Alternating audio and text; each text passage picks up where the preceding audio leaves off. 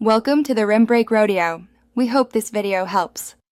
You're starting a Google form on your computer now. Open a supported browser, sign into your Google account, then go to Google Forms and pick blank form or a template. Once done, type a clear title and brief description so respondents know the purpose. Make sure to set the form's language and time zone if needed. You'll immediately see the first question field. Click it to begin creating your first question, selecting the type that fits your data. Now you'll build the form body by adding questions and structure. Add a question, choose the type, and enable required when an answer is mandatory. Use response validation for formats like numbers or emails. Once done, insert sections to break long forms into pages and keep users focused.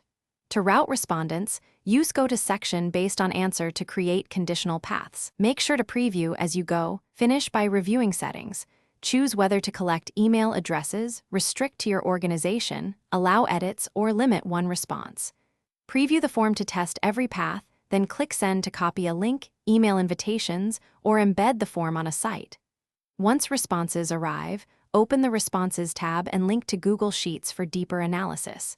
If something breaks, clear browser cache, disable extensions, or duplicate the form to isolate errors.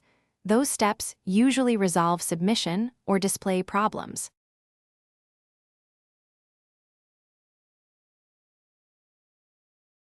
Thanks for watching. Consider subscribing if we helped you.